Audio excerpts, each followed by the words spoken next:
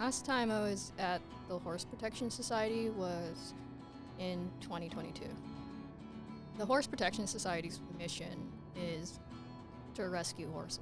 Sometimes an owner can't take care of the horses anymore. They need to give them to someone. HPS has no questions asked kind of policy. Seeing horses recover, regain their personalities is just one of the most fulfilling things that can ever happen in the world.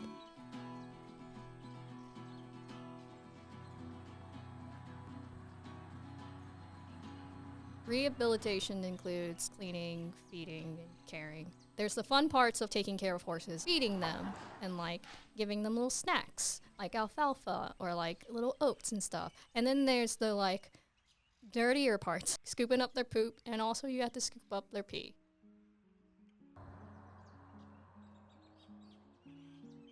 Like if it's Christmas, Easter, or your birthday, it doesn't matter.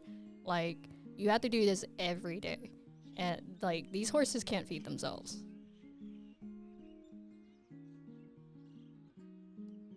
First things first, you gotta put everyone in their stalls because we feed based off the order of the stalls. If one horse goes in another horse's stall, one horse may need allergy stuff and then the other one doesn't. The lead feeder, they make all of the food, and then the other volunteers pass it all out. Once feeding is done, the lead feeder comes out. They check all of the horses for like any nicks, cuts, if anyone's limping or like unwell. And usually by order of newer ones to sicker ones, they're the first to be able to let out of their stalls and back into the general fields.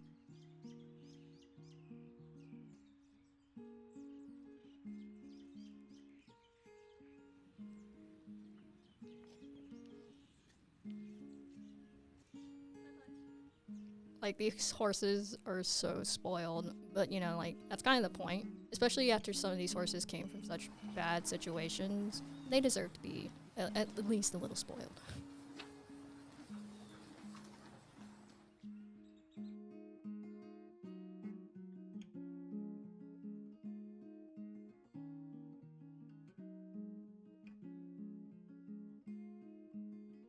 No matter how much has changed, this place always seems to stay the same. Like, the horses and faces may change, but the mission stays the same.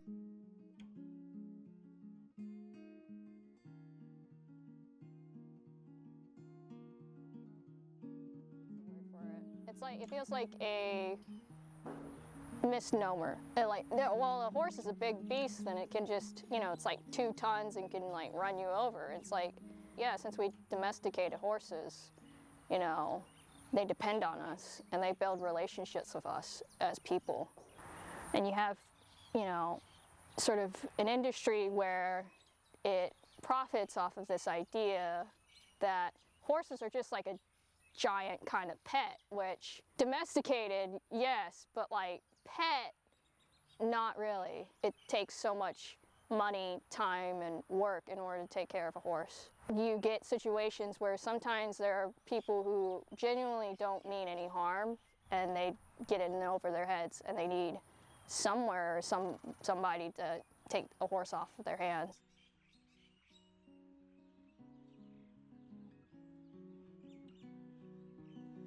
She's done this for over 25 years now, and she's gonna keep doing it for 25 more if she could.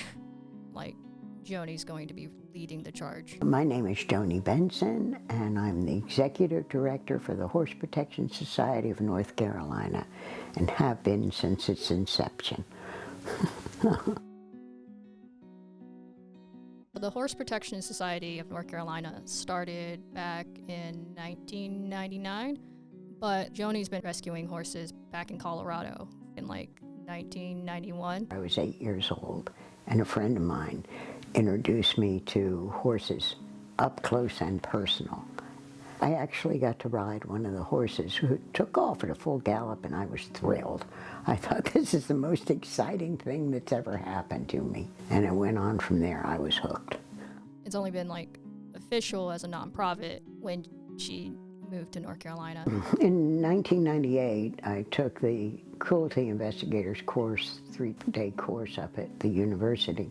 I realized before that this needed to go on beyond my life expectancy. It wasn't getting any better. If anything, at times it was worse. And I was seeing more and more cruelty and abuse and starvation. So it just needed to go on beyond me. And the only way you can do that is to turn it into a nonprofit.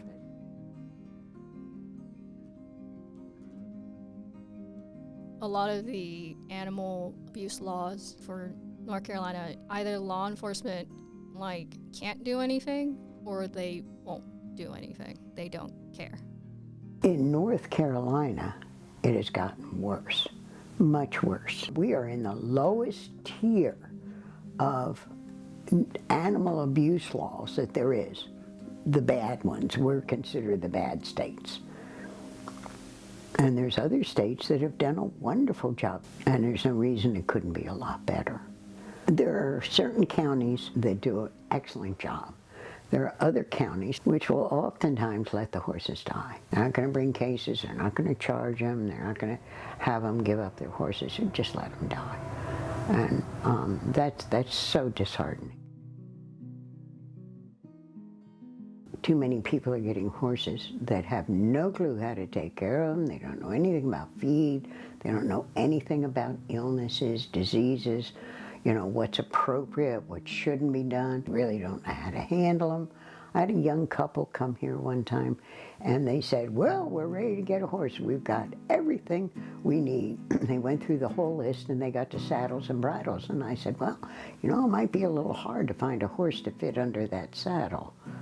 It's like shoes. You just don't go into the store and pick out any model you want and expect it to fit your feet.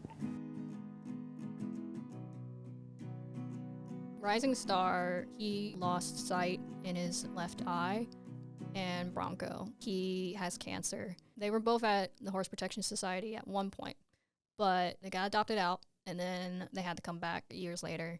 They're inseparable. I can't picture those two ever being apart from one another.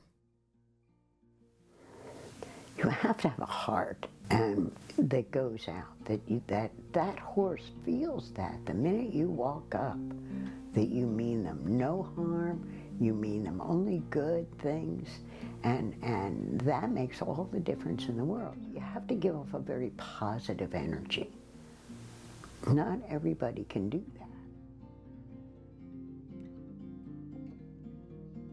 With the dedication that these volunteers put into these horses, they create such a unique bond with them. Heavenly, my personal favorite, has come a long way just with her demeanor. And then we have the ones like Honey, who she would attack people when she first got here because she was that scared and that just untrusting of everything. And now she's easily one of the funniest and sweetest mares in the barn. And it's amazing to watch how they just turn around and realize they're okay. That's the thing about what most people get wrong, is they want to take away a horse's personalities. They just want not necessarily a companion, but just something that they can ride and work for, something that'll work for them. But when you let them have their personalities, it's just that much better. The thing about Tuska is he was a young horse at the time, maybe 5, maybe younger. And I can remember how many times that horse, we went through a lot before we got to where we were today. We would be in the arena and my horse would be the only horse running around, biting the other horses, trying to kick them, running with the lead rope in my hands, pulling the lead rope out of my hands, literally took across the field one time and broke through the fence. Tuska and I have been through a lot, but I just kept going with them. I kept working with them, even though I had such bad days with them. Some days were just so defeating. I feel like you got nowhere.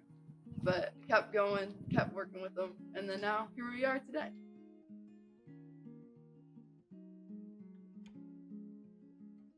I don't have the same kind of experience with horses as other people. I don't know how to ride. I don't know how to do a lot of things. But I do know how to pick a horse and then be like, I like that one. Even if they don't care that I exist. She just needs to be happy and spoiled.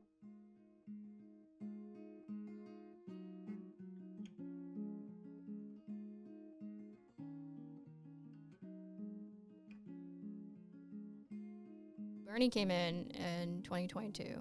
His owner they had a decline in health, and so they couldn't take care of him anymore. His last home was a lot quieter. He was kind of spooked by all the car noises and stuff, and he got picked on by a lot of the other horses. They box him out of like eating hay, and they would just bully him a little, just, hey, get out of the way. And so I would literally just like stand in between the two of them, where I just shield Bernie a little bit, and I just tell like the other horses just to scatter. He was having difficulties digesting his food, and with horses, they can't grow up, and so if they eat something and they can't pass it out the usual way, they colic. He was struggling with that for about a week, and then, you know, one morning, Grace walks in, and she finds him laying in a stall, and he passed away. It's a lot easier to say goodbye to them when, like, they're being adopted, and they're going to a good home, and they're gonna have, like, brighter pastures. It's always hard having one pass away. The only good with him passing away is that it's good that he wasn't in pain anymore, because that week was probably really painful for him. And sometimes that happens.